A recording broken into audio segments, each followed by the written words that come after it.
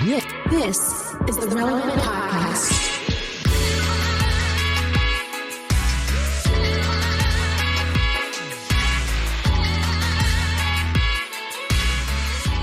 It's episode 1190, and it's the Relevant Podcast here in Orlando. I'm your host, Cameron Strang, and joining me from Nashville, it's artist-producer, mogul, Derek Minor. What up, though? Just down the street there, our managing editor, downtown Emily Brown. Hey, y'all. In LA, you know, from Social Club Misfits, it's Marty. What's going on? It's going to be a fun show. Local Natives is our guest today. One of my favorite indie bands of all time. It's lit. My wedding song was one of them. Yeah, You and I. What song? Oh. You and I. One of our. Well, it was one sense. of the songs that my wife loves. Like one of those bands that I didn't find out that they were like. I don't know if they're believers or not. Are they? You guys know Cam? I don't know. And it's, Kings of Leon, the whole world of those bands, like they come from something, And I remember actually when I first came back to church from leaving the church for a couple of years, my buddy's like, "Have you heard the song Airplanes?" And I was like, "Let me hear it." And I was like, that euphoric moment of like SpongeBob levitating. I heard the song and I just became a super fan. So I saw them on tour with Kings of Leon of all things. They opened up for them. And they're one of my favorite bands. So that's really cool. Your wedding song. My wedding song was Back That Thang Up. Yeah. Didn't work out. One of ours was, we had two. We had like the one, like the Back the Thing Up, Ours was a Young Thug song. What Young Thug song? It's a song with, it's really, I had to have one of my boys edit it because there's no edited version of it. It's, it's Jamie XX, and it's featuring Young Thug. And I had my buddy like go in there and fix it, but we came out to that song. Good Time, it's called. Good Time's gonna be good. So he killed that. And then afterwards, like we had another song. We had like 4 songs that were like our songs, but Young Thug and Local Native. So shout out to them on the show. That's what awesome. a diverse playlist for your wedding. Me and Cam talk about this a lot, how Florida is so diverse. We like everything, we listen to rock, we listen to rap, we listen to pop, because the stations here, like Power 96, they'll play, Kendrick, and then right after that, they'll play Blur. It's like something that you're just used to always being like, what's next? You just never know. And so, and then being in California, you have hip hop. That's it. And then you have R&B. That's it. And what we have in Florida is like anything. Country. Yeah. You have it is Morgan Wallen. Looks Like I Love You. Yeah. Nashville is called Morgan Wallen. That's and what Post it's called. Malone now. Yeah, Post Malone. Yeah, he's going into his country phase. Oh, Wiz Khalifa has a country song coming out. It's about time. Country's having a big moment right now. They are, yeah. Cowboy Carter, I still love that album. Oh yeah, a Billboard Top 100. 50 albums are country right now. Oh wow, that's insane. Twister, first time ever. Their soundtrack. I just saw Twisters and it was awesome. Like you said, Emily, it was a great movie. Thank you. The soundtrack is like top 10 right now, selling like 30,000 copies a week, and it's full of everybody. It's Luke Combs. It's literally, it's just a country mixtape, like a DJ Khaled mixtape. It's really great. And it's all, I'm falling in love with country, to be honest with you. They have like Dan and Shay. They have lyrics. They have those ballads. I love it. I'm actually seeing Dan and Shay in 2 weeks. Yeah, country music still makes fun music. I think that's the thing. Like hip hop isn't fun right now. It's not. So it's like it's all serious. It's all pedophiles and stuff. Yeah, country music, man. Like that Shabuzi, that bar song record. Yeah. Dog, when that comes on, if you're not happy when that song is over with, it's your fault. I am not a fan personally, but I think it was fun. Here's my thing.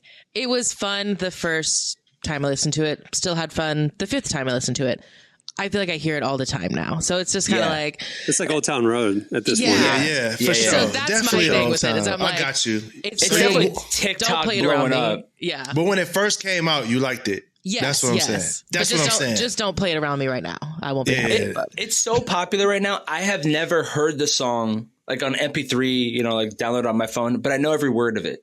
That's how popular it is right now. Yeah, for sure. Like somebody hit me a double shot of whiskey. Like I hear it so much that I know the song and I've never downloaded it, never heard it on the radio. I just hear it on social media so much.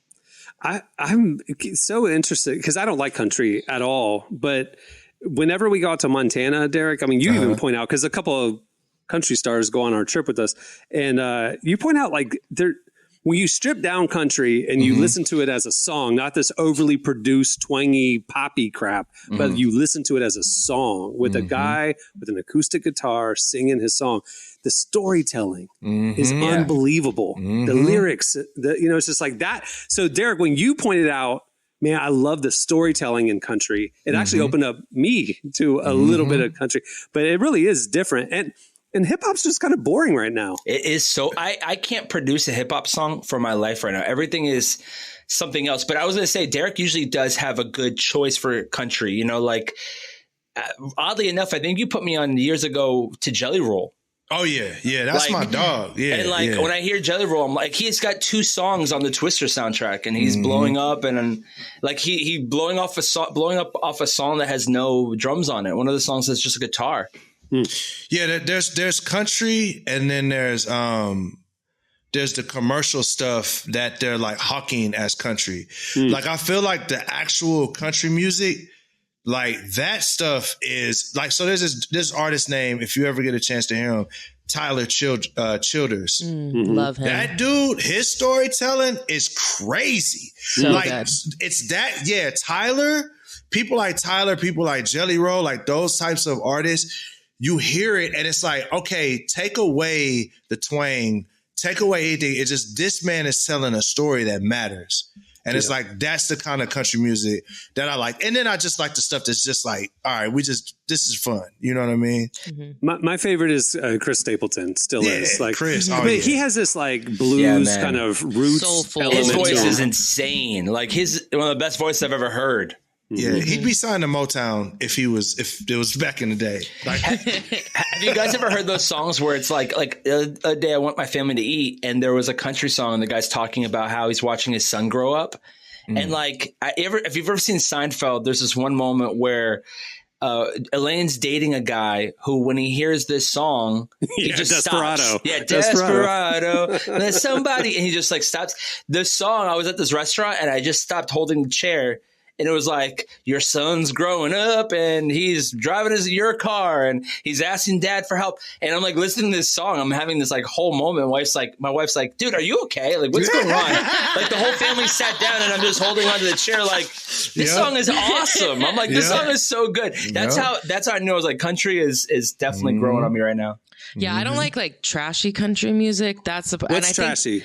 I don't even know Call the him difference. out. Just kidding. But I just know kind of like pop country. I'm not interested in it at all. And I love like Chris Stapleton and Cash and like roots country that has that like blues gospel kind of vibe in it. But I don't like the radio country. That's been my thing. But people tell me, no, there's guys like Childress and there's guys like Morgan Wallen. I don't know. Morgan Wallen's great too. I don't know. I don't know any of these variants. So like, Emily, what is trash country to you? Well, which I think it was maybe bigger like a few years ago, because I don't think country was great a couple years ago, but like I think of it as the music that's like, I got my monster truck and I'm going mudding and I'm drinking beers all the time. Like, it's just kind of like, there's no substance to it. It's just like, there's no deeper storytelling. Cause I agree. I think country music has always had like a really beautiful history of like, just having this like folklore, just like storytelling ability. And I think there was a few years there, like the commercialized ones, it was just like, you're getting drunk and you're being low key racist here. I don't really want to listen to this. I want like actually interesting. You're talking about something. Is it low key racist? I was being nice. Okay. Is it high key racist? All right. I was trying to be kind. Giving him the benefit of the doubt. But like there was just music there that it was like this. I don't agree. I don't identify with his lifestyle, so I don't care about it. But now, like you said, like they're talking about more substantive things or things that I can relate to or just connect with, and so I like that kind of country music. But unfortunately, there's still a lot of the monster truck rally country music that's around. Well, I think also the reason why country is having a moment, and I hope that hip hop catches on to this, is because when you look at like TikTok or whatever, like sometimes the TikTok songs that go viral are the dumbest songs on the planet. You're right. Mm-hmm. But there's also a lot of times the songs have a lot of substance. Because the people are scrolling through and they're seeing something stupid. And then you get this song that has this really great lyric that has something substantive to it. And then that will also, it may not go viral, but it'll help you build a community. And I think that's everyone is chasing that virality, but it feels like country music is kind of made for country music is made for when you're watching a graphic or you're watching a video of a guy hugging his wife and kids and they're doing like a family thing. Like country music lyrics are made to go in the background of those videos, like 10 times over. And you're like, oh, it's so cute. She's holding her dog and he kissed his son on the head and all of that. Like that's what helps with that. You know what I mean? I hope hip hop catches on to that idea, which is let's tell stories that are less superhero oriented and more like, now what is your actual story? I think that's why Killer Mike swept the Grammys last year, because his album is about being a almost 50-year-old black dude, you know what I'm saying, and that grew up in a church and struggles with faith and blackness and all of that. And I think that's why it swept the Grammys. And I think if more hip hop catches on to that, it's gonna be beautiful. They were trashing him yesterday because his first week album sale was 2,900 copies. But I'm like, when you listen to Travis Scott, for me, maybe it's just being older, but I can listen to it once and that's it. I'm like, I get it. Like, there's nothing he says in there that I'm like, whoa, this bar was so hard. It was such a good, I remember it, And then when I listened to Killer Mike, his album that won the Grammy, I was like, oh, I could see how it could win, because he's saying something that is stuck with me, There's a video clip going around from Tyler, the Creator, where he was I'm so glad you brought that up this week. And he was just talking about how hip hop is homogenized now. Like it used to be. He compared it to 2003, and he listed 10 different artists. Jay-Z did not sound like T.I., who did not sound like Dre, 50 Dr. Cent, Dre, who didn't. Pharrell. Yeah, and he was like, everybody had their own lane. Erykah Badu didn't sound like, and everybody had their own lane, and now it's like one size fits all. Like all hip hop sounds the same. And it's like, he's like, is it because these kids these days just kind of came up on the internet and we had access to more stuff? And back then it was more regional. So like St. Louis didn't sound like Florida, didn't sound like Texas. And now everybody's just listening to the same playlist. And so it's like, now that's why everybody's homogenized. He was just like, it's interesting from hearing from him because he colored outside the lines when he came up. He didn't sound like everybody else. And so he's just kind of like bemoaning the fact that there isn't the opportunity for artists to be unique anymore. And in hip hop specifically. And we've been here before though. Okay. We've been here before. Soulja Boy, D4L. Like you remember that season of the ringtone rap? When ringtones, that we've been here before, but you know what came after that season of ringtone rap? I think right now it's not the fact that hip hop or music in general is not creative. I don't think that's the issue. I think what the labels and people are investing in is not creative. I think that's the problem, because there's a girl on the internet named Soul Child, phenomenal artist, and she is rapping. I mean, she's like Rhapsody level rapping. There's a guy named Norm Sanchez rapping. There's a guy named Jeff, and he has 1 million monthly. Jeff has 1 million monthly listeners. He's doing good, but there hasn't been that we're going to invest in you megastar money investing. So there's these great independent creative artists that are building these followings. We just haven't seen, as the typical consumer, we just haven't seen the labels investing or taking any risks on talent. They're taking all the risks on influencers, and it's not working. We're sick of it. I mean, I know I am. Tyler talks about the fact that the pendulum will swing. We're all sick of it. We're all feeling it. So the next generation of artists coming up are going to probably be more unique, and that'll be like the next wave, probably. Yeah, there was a A&R that was doing an interview, and she's like, realistically, I can't sign anybody. They won't even allow me to sign anyone who doesn't have at least 50,000 followers on YouTube. That's crazy. She's like, Instagram doesn't matter. And she said, TikTok doesn't matter. It has to be YouTube for some reason. I guess because YouTube's a harder subscription. Like, if you subscribe to YouTube, I don't know, there must be something different there. The YouTube algorithm is more like the old algorithm that your subscribers are more likely to see the content you post. Whereas on Instagram and TikTok, your follower list doesn't matter at all. It's all algorithm. And for kids or for people 24 and below, YouTube is the platform for music discovery. That people say it's TikTok. It's not TikTok. Nope. It's YouTube. But for the fans out there, the people that are out here listening to this podcast, I'm going to quote the great Joe Budden on a mixtape from 20 years ago that I don't even remember. I think it was Mood Music 2. He said, buying records is like voting. If all of us did it, I bet different dudes would be on top. So I think another thing too for the fans out there is like, yo, we got to stop being lazy. Like if you love an artist, tell the world about the artist that you love, because I know y'all probably think, oh, these artists, they have everything, you know, in line. But if you're a big Social Club fan, put your people on to Social Club. If you're Derek, if you feel like Marty's one of the greatest, I tell Flop Era is one of my favorite albums that dropped this year. Thank you, bro. I listen to it almost every week, 100%. and I tell everybody about it. That's what has to happen for new good music to get out, you know. Literally word of mouth. That's 70% of how we listen. It's when Cam, Derek, Emily recommend something, I'm like, all right, I'll check it out. You know, versus Spotify recommending something for me. Emily's just going to recommend the new Taylor Swift B-side that Yeah, we're dropped good. on We're good. I've SoundCloud. heard it. Okay, it's a bop, so sorry. All right, well, moving the show along. Stay tuned. Up next, it's Relevant Buzz.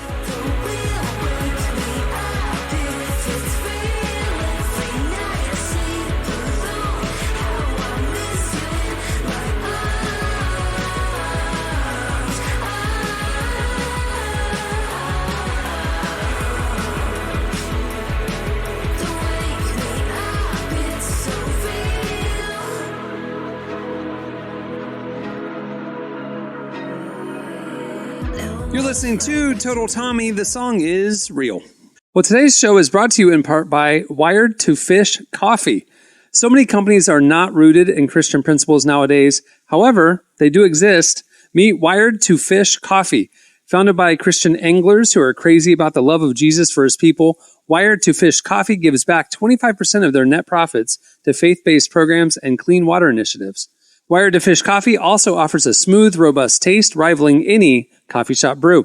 Give Wired to Fish Coffee a try today and join a community of people making a positive impact. Use code WeCare at wired2fishcoffee.com at checkout and get an additional bag for free. You can make a difference. Again, that's wired, 2, fishcoffee.com. Okay, it's time for Relevant Buzz. Tell us what's happening at the intersection of faith and culture this week, Emily.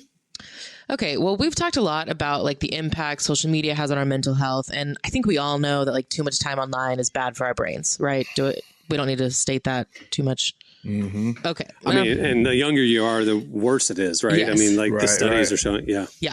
Okay, well, there was a new study that came out this week that said that we actually don't even need to spend that much time on social media for any sort of damage to kick in. According to this new study, it just takes 7 to 8 minutes of specific content to change your self-esteem or your body image. Ooh. 7 minutes. 7 minutes. Wow. 7 minutes is crazy. Let me explain what the study did, and then we can kind of get into the implications of it. But in this study, participants who were between the ages of 18 and 28, so young adults, not just kids. Yeah, these aren't kids. These are 20-somethings. These are adults. Okay. They were split into two groups. One watched what was called Fitspiration content, so like workout videos, weight loss journey videos, stuff like that. And then the others watched more like neutral videos, so think like nature videos, cooking clips, all that. And after just 7 minutes of watching this content, the first group reported that they felt worse about their body, and they also experienced an increase in internalization of beauty standards. So they were already thinking about ways that they needed to make themselves like more attractive. Wow. 7 minutes. Yeah. Wow. So You should see our feeds though. Our feeds are crazy. If I don't have any fitness people on my feed, I avoid all fitness and aspirational content. So I was reading a book from let's show off. Russell Brunson. No, listen, I'm not an avid Bring a reader. book. I read for utility. I definitely don't read just because I'm just like this genius guy. I read for utility. I was studying marketing, and Russell Brunson, he started ClickFunnels. He said, if you spend more than 15 minutes of your time on social media, you're just literally just wasting all your time. And I started thinking about that. Because the problem is I find pretty much what I need to find in 15 minutes of being on the internet. After that, I'm just letting the world speak into my mind and adjust what my goals are for the day. So you think about it. How many times have you hopped on the internet and said, you know what, I need to find like a hack for, I'm remodeling my home. I need to find a hack. Yeah. How do I make the paint look better? And you're looking at home design. And then from home design, you're looking at fitness videos. And from fitness videos, you're all the way down a rabbit hole that you didn't even intend to be on. And it's just like, that's what happens when you don't have strong set time limits. And so what you're saying is like with the 7 minutes, it doesn't even take 15. It takes half of that time to make you start questioning yourself. Because I honestly feel sometimes those rabbit holes have more to do with us questioning those standards, right? Yeah, so, you're right. If I'm watching this remodeling thing and this girl looks really cool, this guy's muscular, right? And then I start looking at that. I start questioning my body image. Now I'm about to start looking at those fitness videos on how can I get my body more in shape. In one day. I need a body in one day, those exactly. videos. What do I need to do? I need a 6-pack tomorrow. Like, you weren't even on that. You were happy before you got on the internet. You were excited. You were going to tackle this home improvement project. And now you feel like you just wasted your whole life, Real quick, though, did you actually find a video about how to get a 6-pack in a day? Because if you want to send that over, that's fine. He went to Russia.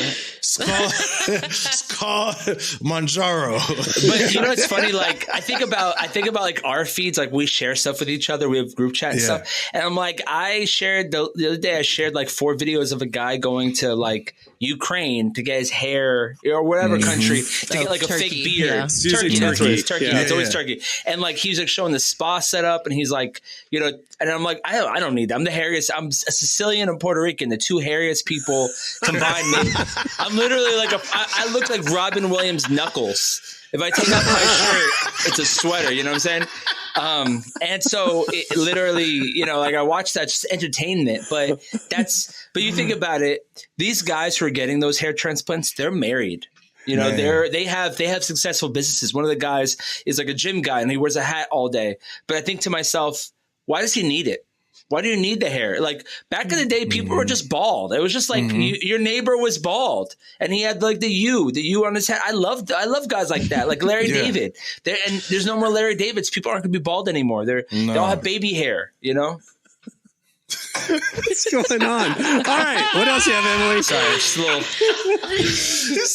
going up the beaten path. Yes. Bring bald shaming. Bald shaming has to stop. You have to be able to be bald. Who is bald? I'm tired of being shamed. You always wear a hat. I'm tired of being shamed. No, he's I wear Mr. a hat Clean because my kids cook me throughout the week on the fact that I'm bald. Like, I'm ready for black bald men to be in the forefront again. Remember Tyrese? Tyrese, I was going to say. You know what I'm saying? Tate, you know what I'm saying? Like all those cats. I want that era to come back. You need to start wearing sweaters that go up to here. Like those, you need those sweaters turtleneck sweater. Like, I feel like if you did, Derek, if you did like a rap song, but you had like the Craig David, like turtleneck and like, it's always had loose sleeves all the time. Those turtlenecks had like the loosest sleeves, but you have that gray turtleneck and do a whole rap video where you're like, doing the little, I think it could work nowadays. You're turning Derek into a black rom-com. I need to do a music video where I like take scenes from all of the classic black bald men like movies, like The Wood, like Baby Boy. Baby Boy. You don't listen to the song. You just choke somebody out. I need to do the Ving Rhames. I need to just all of that. I need to do all of that. That's what we're doing. Well, good luck with that endeavor. Okay, moving on. Okay, so I know the Olympics have like officially closed, which is sad because I feel like it was really entertaining this year, especially online. A lot of good jokes. But even though NBC and Peacock did a good job infusing pop culture and celebrities. They did a great job. It was fun. Very surprising. One of my favorite Olympics we've ever had. Congrats to Peacock. But anyways, even though it's over, there is still a really big thing that people are talking about that happened right at the end. And I am, of course, talking about Rachel Gunn, better known as Ray Gunn, the Australian breakdancer. Because she, this poor woman, this woman from Australia somehow made it to the breakdancing competition to represent Australia. and she did moves that no one should ever see. It is my favorite thing on the internet, talking about like this is my duvet cover in the dryer, wrapping up all the other sheets so they don't get dry, and it's like her kicking and spinning and crap. Yeah, dude, like the memes are on another level. People love her. I think that some guy was like, I hate the fact that she's getting criticized. I was like, I haven't seen one. It's either a meme or it's like people are like, when she was going to her car from the hotel, people were cheering her on. They were in a circle and they kept hyping her up, and she like kind of got like caught into it. She starts dancing, like doing her funny dance in front of like 50 people. People love her. They love her. I think it's like an ironic love, though. Yeah, I know. It's like, is she in on the joke? Like that's Dina. Do you remember Dina? She's like, hip hop does this. Like she's the new Dina. Yeah, dude. I saw my favorite meme was her Ray Gun with Dina's vocal, like doing the instructions. It was great. That's awesome. Oh, bro, please send me that. I'll send you that one. That was great. It was great. It's different. It's different. What's the news? Is there an update to Ray Gun? Here's the thing. While people do love her, a lot of people also are like genuinely confused and baffled that she even made it to the Olympics. And so I've seen 0 points. She got 0 points, which I mean, on the first year of the competition. But she, people online are like so confused by this. They are trying to launch an investigation into how she got into the games in the first place, because there's rumors going around that she like rigged the competition just so that she could be the one to, represent Australia, kind of like there wasn't true qualifying in Australia. She was able to weasel herself in there. Yeah. Right. Oh, wow. But you debunked that, didn't you? Like, yes. Because I said that to you going, hey, we should report on this. This is crazy. This is how Ray Gun got in the show. It was all a con. And you're like, you looked into it and you're like, no, this isn't true at all. So what happened? Yeah. She competed the normal way. Like she competes in local competitions in Australia, then regional, and then she competed in other countries before this. Like she's been competing for a really long time. And what's crazy is people were showing other videos. And now let me clarify, the extent of my breakdancing knowledge begins and ends with Step Up. So I, my nose, an expert. Step Up to Miami. Yeah. Wait, you didn't watch Breakin' 2 Electric Boogaloo in the theaters in 1984? No, I was a little too young and not alive yet. I went in 4th grade. My mom took me because I got straight A's. So. That's what awesome. an accomplishment. Electric Boogaloo, though? I don't even know what a Boogaloo Breakin' is. 2 Electric Boogaloo. Are you kidding? What's a Boogaloo?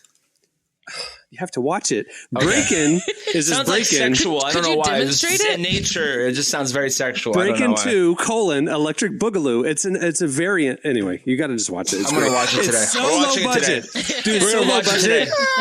As an 8-year-old, I remember like watching it, and the guy's like working at the bodega, and he's like sweeping up at night. He's about to close down, and he's just out by himself, and he just starts to breakdance with the broom, and he's like doing all this stuff with the broom, but you could see the fishing line holding the broom string because the broom like floats and does stuff. Even and like as an 8-year-old, as an 8-year-old, I'm looking at it going, this is like the lowest budget movie I've ever seen in my life. Yes. But it was Even great. as an 8-year-old, you're like, there's problems here in this storyline. I love a good low budget movie. Breakin' 2 Electric Boogaloo will not let you down. I gotta check it out on Tubi. I know it's on Tubi. I know it's on Tubi. I know it's on That is Tubi. such a Tubi movie.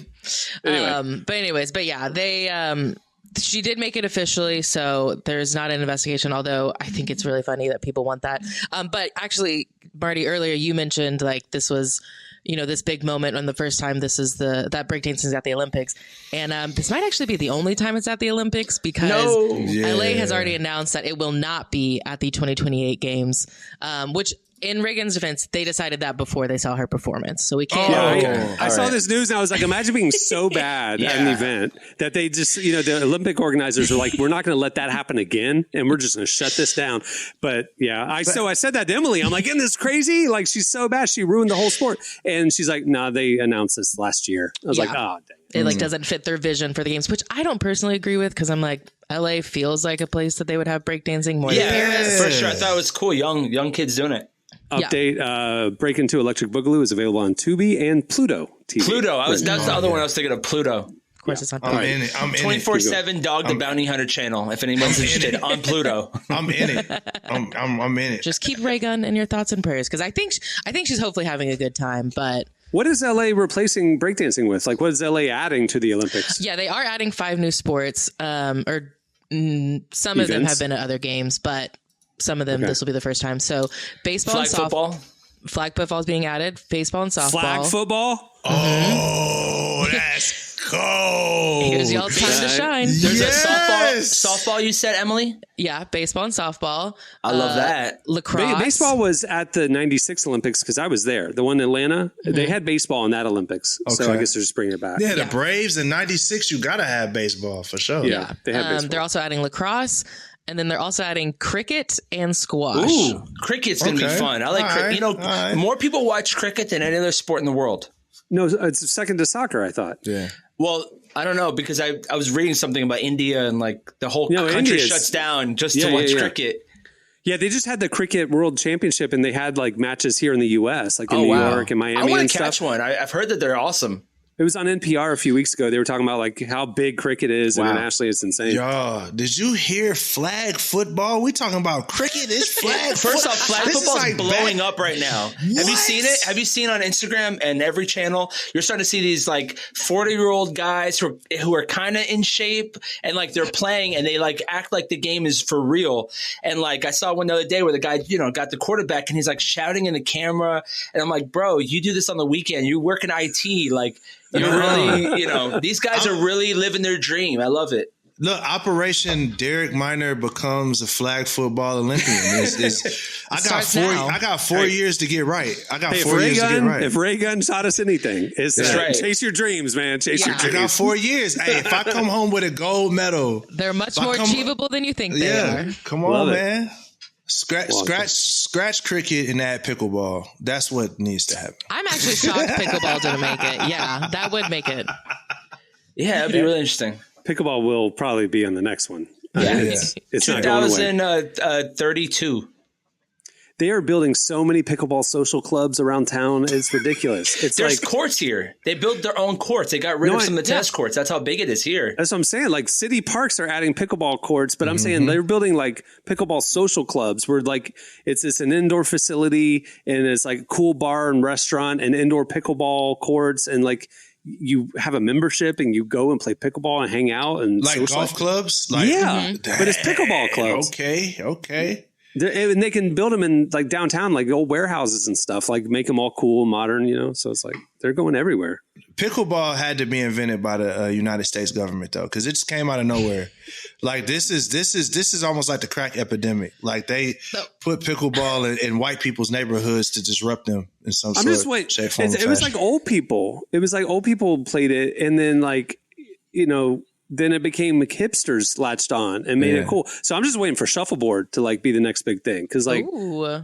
Yeah. old people like shuffleboard, like maybe the hipsters will latch on. Side note, that's what I was gonna say. Hipsters will gentrify an old people's sport just like that. Like they gentrify anything old, plaid, hat, wide brim hats, like coffee. Like hipsters are just like if an old person is doing it, I'm just telling all the old people, if I were you, hide all of the stuff that you like from hipsters because they're gonna take it over and you're not gonna be able to do it anymore. New Like, Balance it's just what it shoes. is. That might be one of the hottest takes I've heard in a while. It's true. Just tell me I'm lying though. You're not. No, You're you're not. dead on. That's what I'm saying. Watch out. Shuffleboard. Invest in shuffleboard now. I'm telling you, it's going to be the next big thing. There's a New Balance shoe right now with the two straps of. It only comes in one color. It's bone. And it comes with two Velcro straps. And there's a company that I follow. They sold out of their collaboration. It's that shoe. And all it is that New Balance logo is baby blue. They sold out of their collaboration of this old man shoe. That's a hipster brand. For sure, a hipster brand.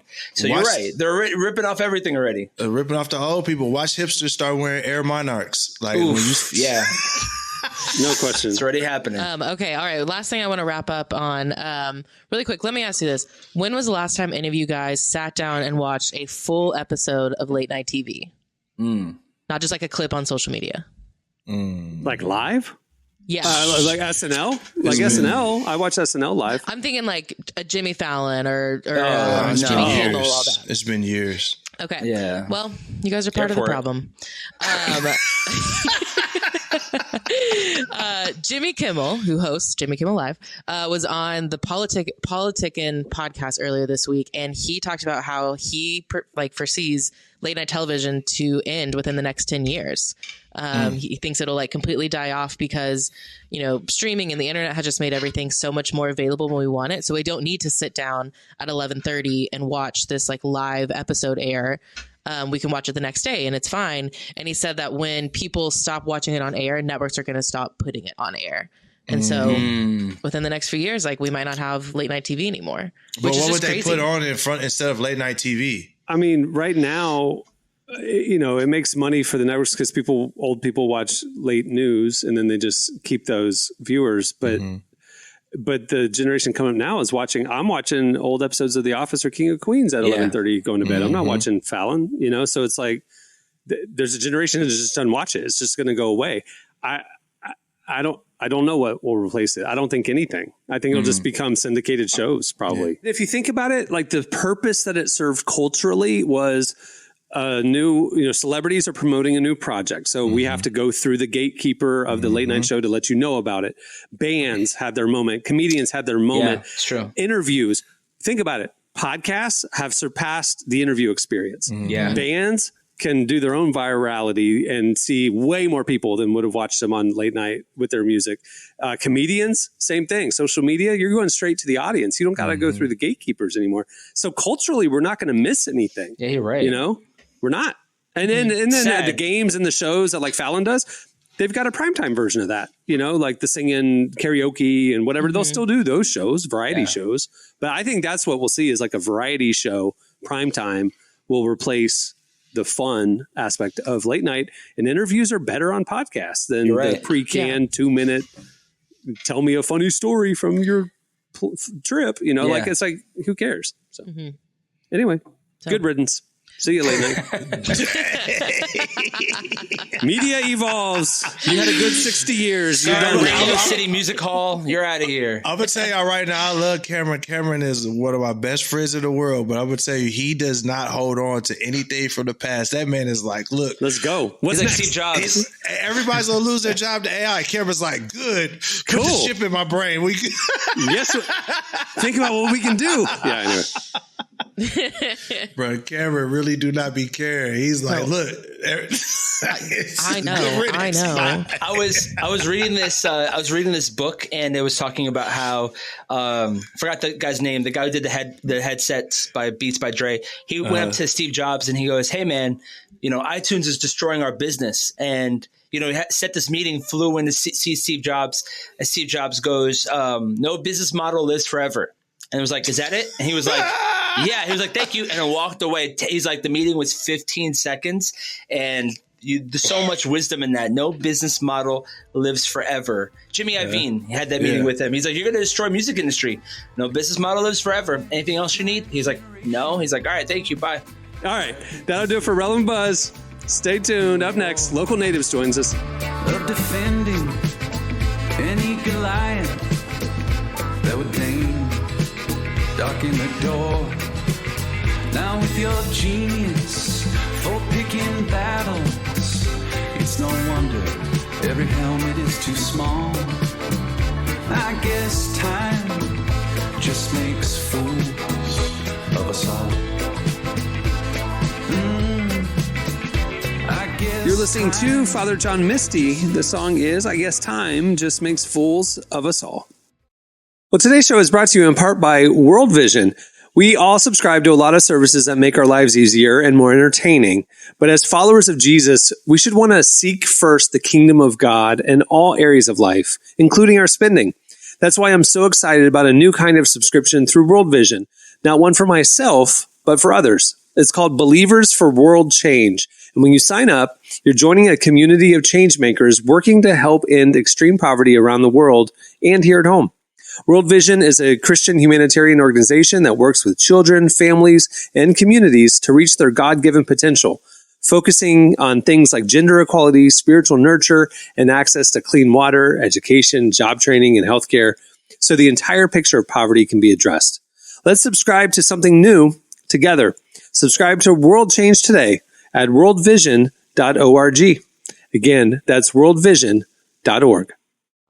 Well, our guest today is Local Natives. They're one of our favorite indie rock bands who recently dropped a double album, Time Will Wait for No One, as well as But I Will Wait for You.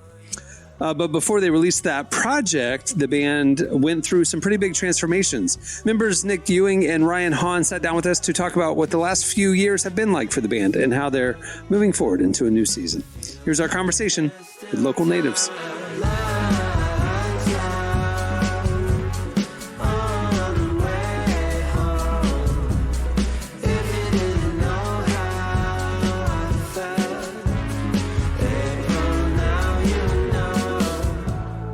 So you dropped 2 albums within a year, which is pretty abnormal for y'all. What was going on in the band when you were making this project? I mean, a big part of it was like we had been on this like kind of constant carousel of just like album tour in each other's lives pretty much constantly since as long as I can remember. And obviously the pandemic was like kind of the first time there was like a forced function, like reset of just like, all right, now we're apart. And so in a lot of ways it was like learning to kind of come back together. We'd all changed a bit. A few of us had kids for the first time, and it was just like, what did we want the band to be? Like, obviously every album we want to push ourselves to try something new. But this also felt like, all right, before we can think about that, we also have to like figure out how to come back together. And there was a lot of heaviness. I think we were working through a lot of things. We've talked about how like on our first show back, we played the Greek in LA, and it was this interesting moment where it was like a huge show for us. We had sold it out. We were just so excited, but it also felt like the energy in the band felt tenuous and just kind of like, it just felt like, reconnecting so many different things. And a lot of the songs I think on the new record speak to that and speak to that feeling.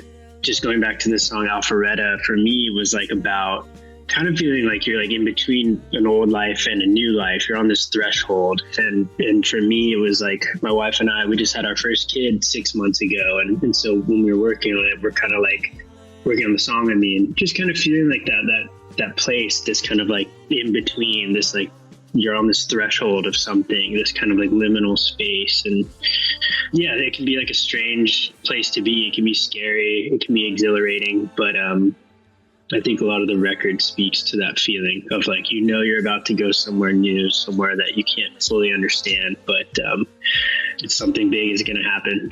Right. As you're talking about it, I remember everyone coming over to my house, and we had like 15 songs done, and they were, as we like listened to them, they were like, this is pretty heavy.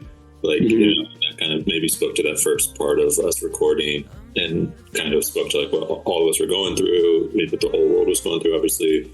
But then after that, just life changes and becoming parents and a new version of the band.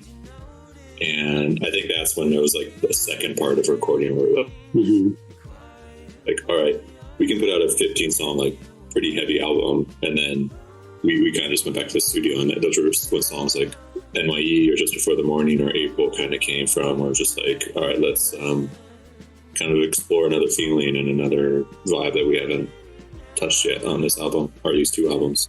I mean, like April is a great example of that, where the album had a lot of like, just really emotional kind of ballad, like heavy stuff. And that's a part of us for sure. It's a part that we really value, but we also were like, there's other sides of us that I feel like we wanted to explore. And like Nick was saying, a song like NYE is pretty different than anything we've done, maybe even more light and just kind of like high tempo. And April felt that way. Like I've kind of been laughing to myself, but a big inspiration of that song for me was Basement Jaxx, Where's Your Head At? Yes. Like, where's your head at? And I was like, what is like a Local Natives song run through that filter sound like? And it was just fun, and probably just a completely different headspace than a lot of the songs on the record.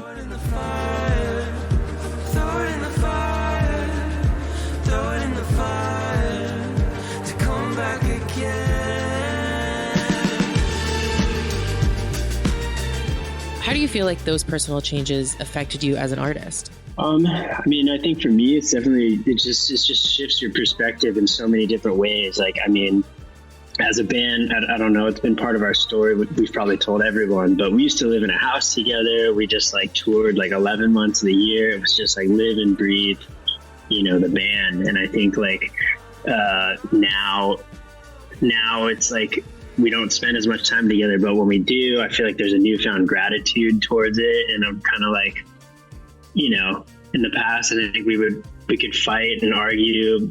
And now I think there's a little bit more like, I'm glad to be able to fight and argue with these guys. Like, I appreciate like having a band is even like, I think more and more of a rare thing these days. And I think, it just shifts your perspective in a lot of different ways. I feel like there's like a gratitude. Maybe that's what you were saying too, right? With the relationships we have with each other, because especially pretty cliche, but with becoming a parent, maybe for the first time, there's like a very distinct before and after. You're like, it's a brand new life. Like the colors are more vivid than they ever were before. And just a brand new perspective, and you have less time. That's another reality. So like when we come together, it feels more rare, more special and intentional versus it is super fun to hang out with Ryan 300 days a year. And I do lose some of the magic, And when we come back, there's a newfound gratitude. And, Definitely. We'll see what the music turns into with that. So cruel kindness that the moment's over, the moment it arrives. Well, what's next for the band, and what are you looking forward to the most? Definitely focused on tour. That's kind of like, the like most pressing thing. And it, like I said, it will be fun to figure out how to play some of these songs live and how to like connect certain things. We're always like working on new music though. It's like, I do feel like it's just kind of like, you just kind of like are always doing it. And then when it comes time to make the record, hopefully you've got a bunch of song ideas to bring to the table. We've always talked about just like renting a house somewhere and trying to do an album in 2 weeks. I don't know. Just try to always be writing really. So, but we haven't necessarily gotten together, all of us, and like worked on new music, but, there's always songs kind of in the ether. Yeah, it might be a second, but we're always working on music. Rye's making a solo album right now. Everyone's making something. Like there's, and then we figure out. We get back together. Like we have like 12 ideas we love or something. Then we get back in the studio.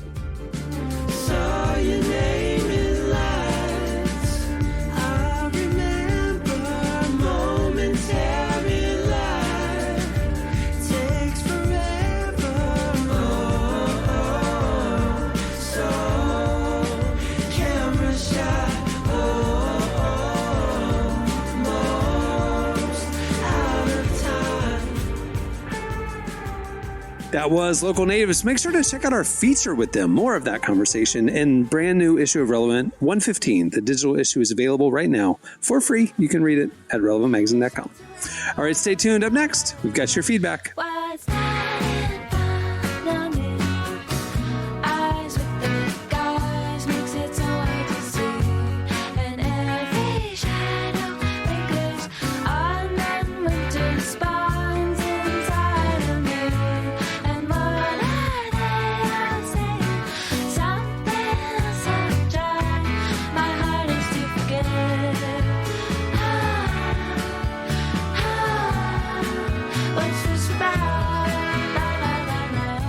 You're listening to Kate Bollinger. The song is What's This About? Well, Relevant has a lot happening this year, and we don't want you to miss a thing.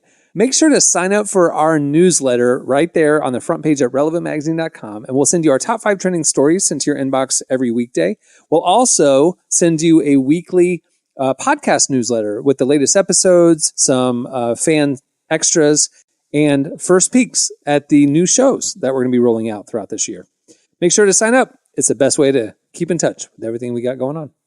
Okay, it's time for your feedback. Last week, we asked you, what's a trend from your childhood that you'd like to see come back? You hit us up on Twitter at Relevant Podcast, and here's a few of our favorites. So Right Plane says, pop-up car headlights Muppet anything and NFL players in the Olympics. I'm definitely on with the pop-up car headlights. I got an 82 Corvette, and when I start that joint up at night and I make them lights pop up, it's just if it hit different. It's different. Okay, for the potential non-car people in the room, what is a pop-up car? Like, I don't know what that means. It's just the lights that pop up on the front of the car. You haven't seen they like like literally it looks raise like up. eyelids. Yeah, exactly. They look just like eyelids. Yeah. Yep. Okay, I'm with you now. Didn't one the reason why they went away is like they broke a lot or something? Yeah, it's The stuck. vacuums. Yeah. So it was like a little bit of a danger. No, it's not that it's that sometimes one of the headlights will like come up a little bit. It's like because it was all vacuum sealed back then. But we have technology that it could just, electricity, boom, pops up. You're good. It's not like back in the 80s. Sometimes you'd have to like break it open so it just stays open forever because it would break sometimes too. Yeah. He likes the Muppets too. He can go to Disney Hollywood Studios. There's a whole Muppet land. I couldn't get on board with you with the Muppets. Just freaked me out a little bit.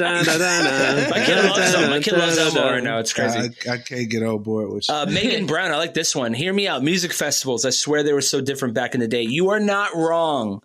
Music festivals were way different back in the day. I was talking to my wife about it. Like she saw Disclosure. And then it was Kings of Leon, Local Natives, like Kate Trinata. It was just the experience was incredible. And then this last week we were watching Lollapalooza, and I was like, I don't know any of these people. I don't know any of these people. These are all featured artists, and it's true. Back to what Cam was saying, like a lot of artists don't know how to perform.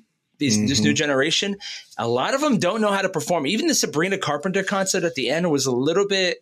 I'm like, why is Casey Musgraves here? And why are you singing These Boots Are Made for Walking? Like, that's what are we doing here? I don't know. It was really weird, but music festivals have changed completely. Well, I think like I always went to Lolla because to me it was downtown Chicago, waterfront. It's clean. Nobody's camping. You're downtown. It was great experience. Jesse and I probably went 15 straight years up until COVID, and then Jesse probably went to 12 of them with me. We had the best time. It was a highlight of the year. Music discovery, the experience, it was incredible. And for me, it's like I didn't want to sit there for 2 hours watching one band. I would watch 15 minutes of this band and go watch 15 minutes of that band, whatever. So to me, it was just perfect. But I feel like after COVID, I'm not talking about Lolla in particular, but like I just feel like everybody wanted to become Coachella. And it just became more about influencers and being seen and not about music fans. Less stages. Yeah. And it was just like, you're just there for the outfits and to just say you were there and to post that you were there. And then like nobody talked about the music. To me, the thing that was so great about Lolla was about music and discovery. And it was awesome. I hope we get back to that because it was like, it was awesome. I want my kid to experience that. You know what I mean? So it's nothing like going to a festival and finding an artist that you had never heard of. And you're like, who the heck is this? But not experiencing it via like a video, but it's like you get that live performance with there's nothing like that. It's something it's you unmatched. got to experience, and you're like, whoa, I got to have a special moment with this band. Lolla did a beautiful thing too, that when you register, before you went, like, weeks before, they would release, all the stage lineups and all this kind of stuff and like have it all calendared out.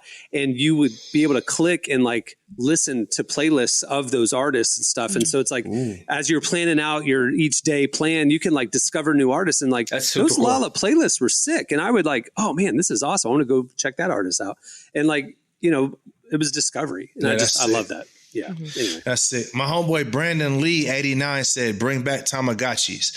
And they still have them. That's what I was going to say. I saw an ad for this and I think I'm going to get it. They have a Tamagotchi flower plant pot. Oh, that's cool. Yeah. So like if the flower needs water, it'll be like mad at you. So like if you put water in it, then the face on the Tamagotchi will be happy. And then when it gets, so like just letting you know, you can check it out. It's on Amazon. I think it's running for like $78. Oh, I'm good. I'm good. But still though, I mean, you're growing a plant, man. Like it's a baby, a plant. I grow a plant without the face. Hey, listen, y'all, I have a whole nother different appreciation for plants now, man. My little hibiscuses out front, they're blooming. I'm over there picking Smelling weeds. Great, probably.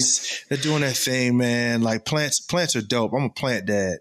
Plant poppy. That's what I am. There you go. That's a good one, actually. That is Plant good. poppy.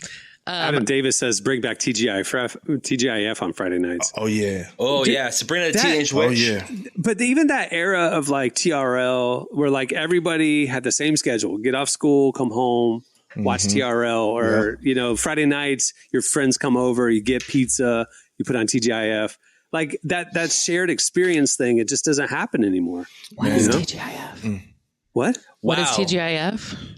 Sorry. It was in the 90s on ABC. Oh no. It was the Friday night programming. It was Full House. Yep, Full House. It was Perfect Strangers. Boy Meets World. Boy Meets World. Sabrina. Okay.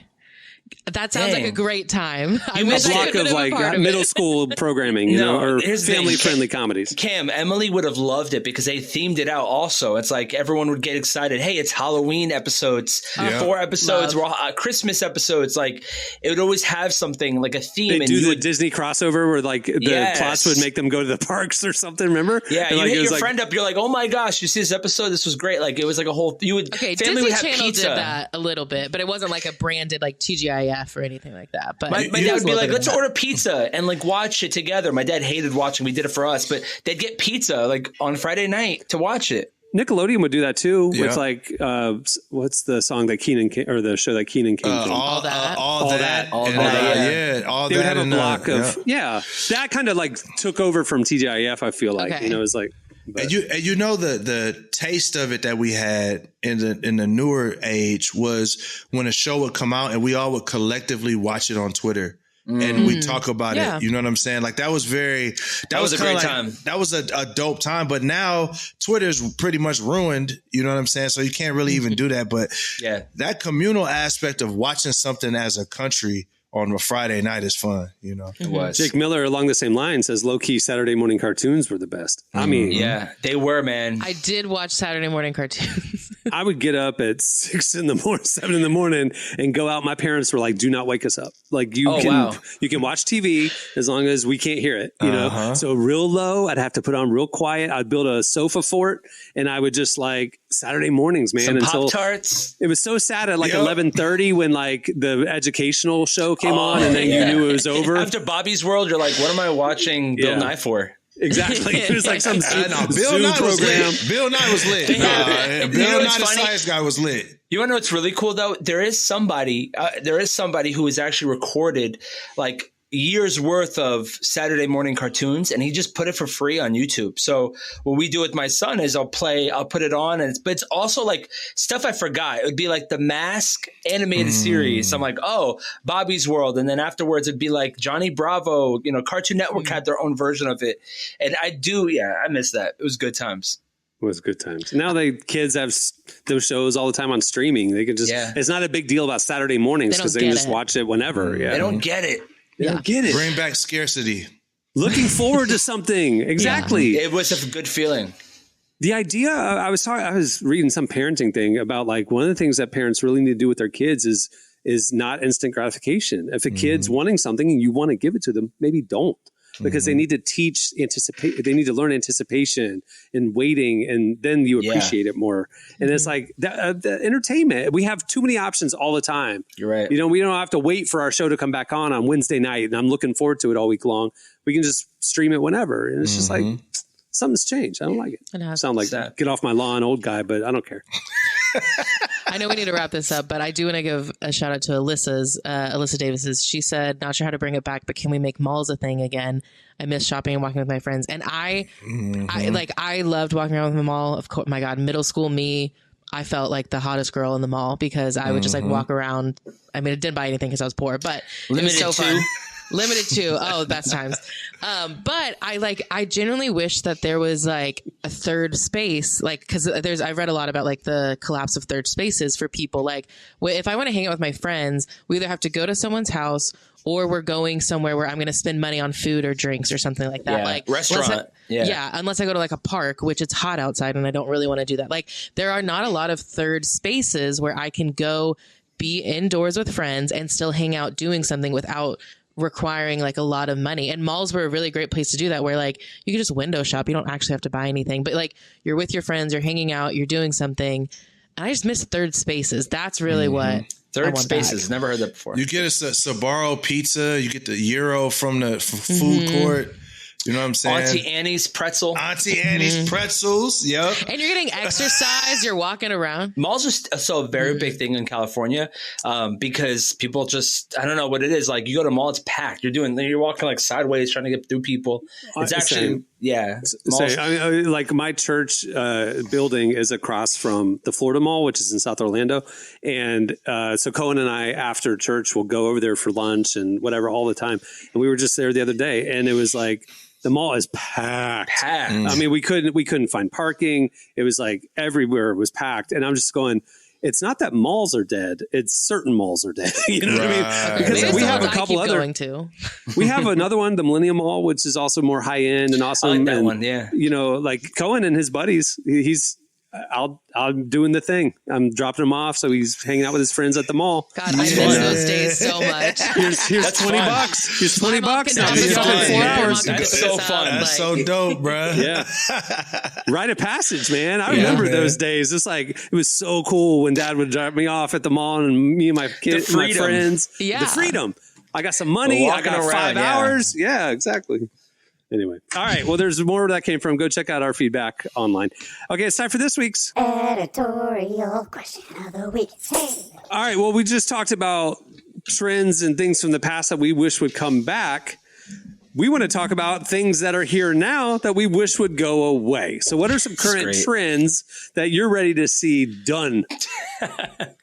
Music, social media. Hating on bald men. Hating on bald men. BBLs. I thought BBLs were over. Weren't they? Nah, BBL, Drizzy. I don't know. I just went to Atlanta and I saw a lot of guys and I was like, whoa, there's a lot of guys here with BBLs in Atlanta. Yeah. Those abs ain't real, my brother. those ain't abs. Just kidding. So trends that are happening now that you want to see end. All right, there you go. Hit us up on Twitter at Relevant Podcast or reply where we post on Instagram and other places in our stories. Okay. Well, before we wrap things up, I want to thank Local Natives for joining us today. Make sure to check out their double album, Time Will Wait for No One, and the brand new one, But I Will Wait for You. And also check out our feature with them in the new issue of Relevant. The digital magazine is out now. You can read the articles for free at relevantmagazine.com. Just click the magazine tab. If you want the digital magazine itself, the beautiful one, flip through it. It's interactive. It's gorgeous. Sign up for Relevant Plus. You get it. You get that. You get an ad-free version of this podcast and ad-free unlimited reading at relevantmagazine.com as well. It's the best way to experience our content. We'd appreciate the support. You can sign up at relevantmagazine.com. It's right there. All right. On that note, we'll wrap it. I'm Cameron Strang. I'm Derek Miner. I'm Emily Brown. I'm Marty. We'll see you on Tuesday. Have a great weekend, everyone.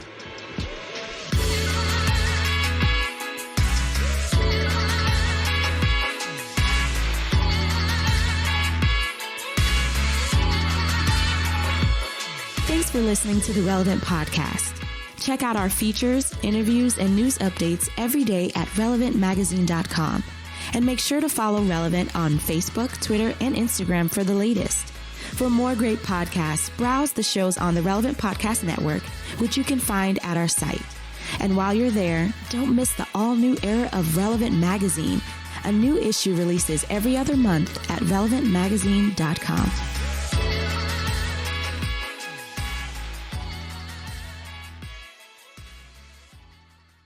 I look like Robin Williams' Knuckles.